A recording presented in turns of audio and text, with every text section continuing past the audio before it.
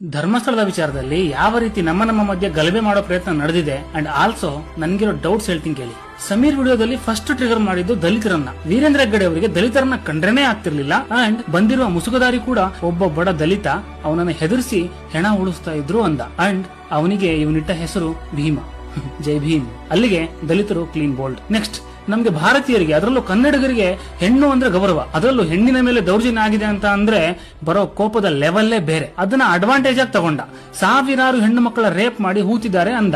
Just imagine, ಆ ಗುಂಡಿಗಳಲ್ಲಿ at least 3 ರಿಂದ 4 ಹೆಂಗಸರ ಕಳೆಬರ ಸಿಕ್ಕಿದಿದ್ರೆ ಇವತ್ತಿನ ಕಥೆನೇ ಬೇರೆ ಆಗ್ತಿತ್ತು. ಅಂಡ್ ಒಂದ್ ತಿಳ್ಕೊಳ್ಳಿ, FSL ರಿಪೋರ್ಟ್ ಗಳಲ್ಲಿ 10 ರಿಂದ 15 ವರ್ಷದ ಹಳೆ ಬಾಡಿಗಳು ಗಂಡೋ ಹೆಣ್ಣೋ ಅಥವಾ ಮ್ಯಾಕ್ಸಿಮಮ್ ಕಾಸ್ ಆಫ್ ಡೆತ್ ಗುರುತಿಸಬಹುದೇ ಹೊರತು ರೇಪ್ ಆಗಿದೆಯೋ ಇಲ್ವೋ ಅಂತ ಕಂಡುಹಿಡಿಯೋದು ನಿಯರ್ಲಿ ಇಂಪಾಸಿಬಲ್. ಸಾಕ್ಷಿನೇ ಇಲ್ಲದೆ ವಿಡಿಯೋ ಮಾಡಿ ಎಲ್ಲರನ್ನು ಟ್ರಿಗರ್ ಮಾಡೋ ಪ್ರಯತ್ನ ಪಟ್ಟ. ವಾಹ್.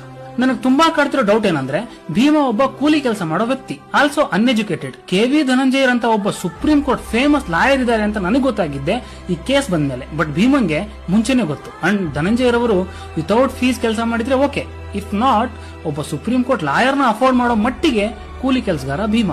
ಓಕೆ. ಅಂಡ್ ಇಲ್ಲಿವರೆಗೆ ಆ ಅನಾಮಿಕನ ಒರಿಜಿನಲ್ ಹೆಸರು, ಐಡೆಂಟಿಟಿ ಅಥವಾ ಅವನ ಮುಖ ಕೂಡ ಪಬ್ಲಿಕ್ ತೋರಿಸಿಲ್ಲ. ಬಟ್ 4 ಜನ ಬರ್ತಾರೆ, ಇವನು ಹೆಣ ಹುಳುವಾಗ ನಾವು ನೋಡಿದೀವಿ, ನಾವು ತೋರಿಸ್ತೀವಿ ಅಂತ. ಸ್ಟ್ರೇಂಜ್ ಅಲ್ವಾ? ಏನಿಲ್ಲ, ಇವ ಹೂತಾಕುವಾಗ ನಾವು ನೋಡಿದೀವಿ, ಅವಾಗ ಬಾಡಿ ಇತ್ತು, ಇವಾಗಿಲ್ಲ.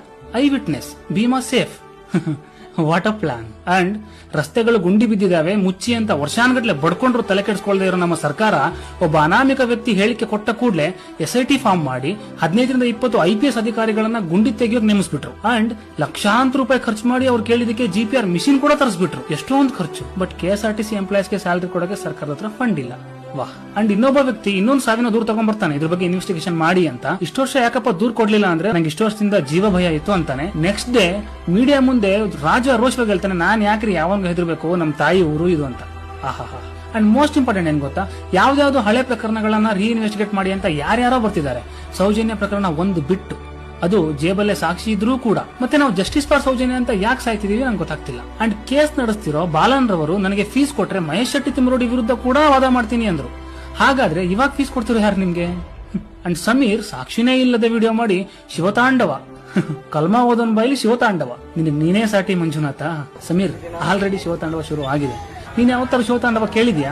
ಹೇಳ್ತೀನಿ ಕೇಳು. ಜಟಾಟ ವೀಗ ಲಜ್ಜಲ ಪ್ರವಾಹ ಪಾವಿತಸ್ಥಲೆ ಗಲೇವ ಲಂಬ್ಯ ಲಂಬಿತಾಂ ಭುಜಂಗತುಂಗ ಮಾಲಿಕಂ ಡಮಡ್ಡ ಮಡ್ಡ ಮಡ್ಡ ಮನ್ನಿ ನಾದ ವಡ್ಡ ಮರ್ವಯಂ ಚಕಾರ ಚಂಡ ತಾಂಡವಂ ತನಸ್ತು ನಂ ಶಿವಂ ಶಿವಂ.